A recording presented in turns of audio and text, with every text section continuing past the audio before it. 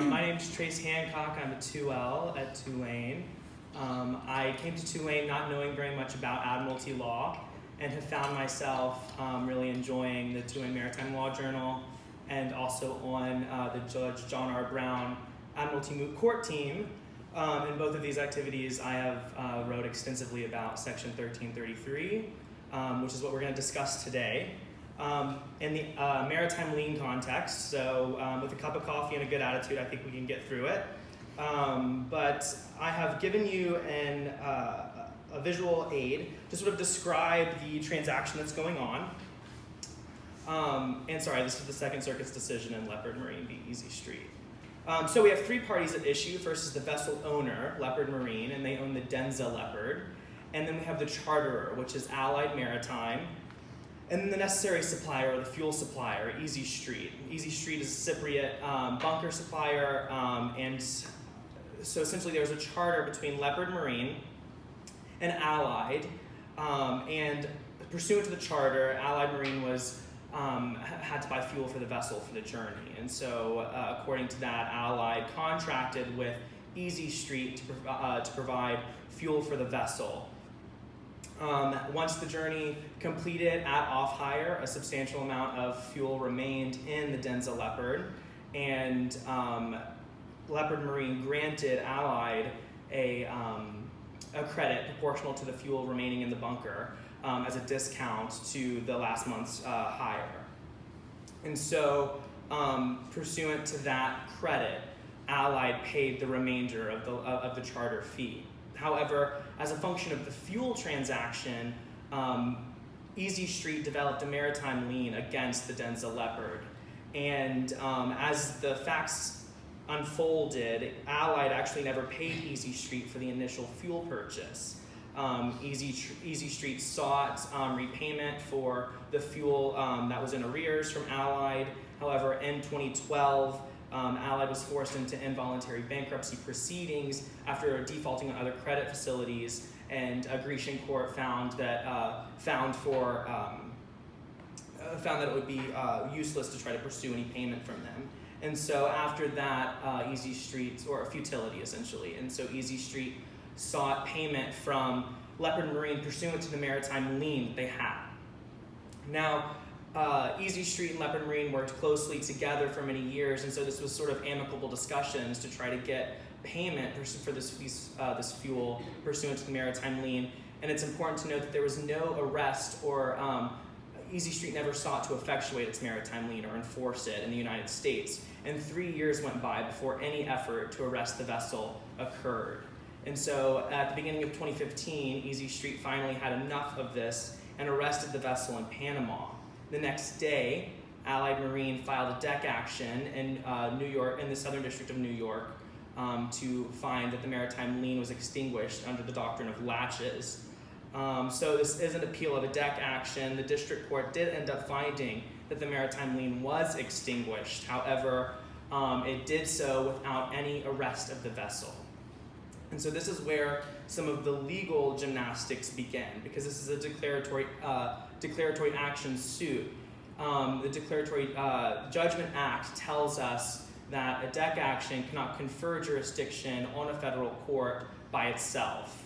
And so that is these two scenarios that I've given to you in the hypo. So you have a realigned or coercive suit, and you have the deck action scenario, which is this case. And so in order for a federal court to have jurisdiction over the declaratory judgment, they have to have jurisdiction over the hypothetical suit had the plaintiff brought action. So in this case, Easy Street, who had the maritime lien, brought against Leopard Marine, who owned the encumbered vessel. However, it's important to understand the type of claims that would be brought. So in the hypothetical realigned suit, the claim would likely be for the maritime lien under the Commercial Instruments and Maritime Lien Act, but also a claim under the General Maritime Law for breach of contract. And under that second claim, Section 1333 Admiralty jurisdiction would assuredly be supplied, and the district court would be, the shop would be open. However, under the deck action suit, obviously the debtor, in this case Leopard Marine, would not be bringing a general maritime law breach of contract claim.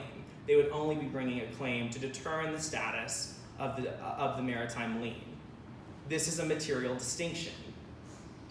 The Second Circuit, in this case, analyzing subject matter jurisdiction, found that no arrest of the vessel was required, and customarily, to enforce a maritime lien, it's an in rem proceeding against the vessel requiring arrest of that vessel within the territorial jurisdiction of the United States and effectuated only in a federal court, because pursuant to the 1789 Judiciary Act, federal courts are the only courts competent to effectuate an arrest.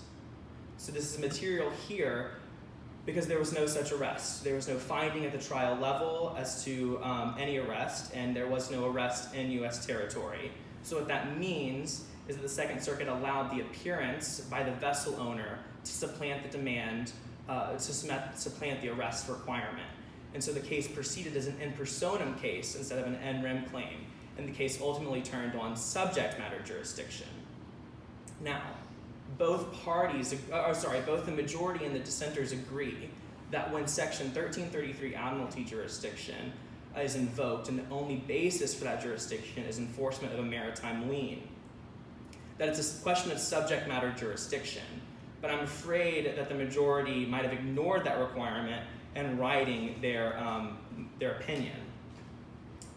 The Second Circuit relied on the Supreme Court's decision in Continental Grain, which actually was a personal jurisdiction question. There, the Supreme Court held that that appearance by the vessel owner in personam constituted a waiver of the arrest in the in rem requirement, which is actually quite a common practice in the personal jurisdiction area and largely unremarkable. However, we know that was a personal jurisdiction inquiry because it was waivable. I mean, we all know that subject matter jurisdiction would not be waivable, especially under Section 1333's rigorous demands. As with everyone else that's presented, I do disagree with the court's decision in this case. The Second Circuit extended its decision in Hapag-Lloyd, which operated on two lines of reasoning. First was the Continental Grain reasoning that appearance by the vessel owner could waive any of the in rem requirements, aka arrest. And second, that arrest was actually just a service requirement, a service of process requirement, and therefore waivable.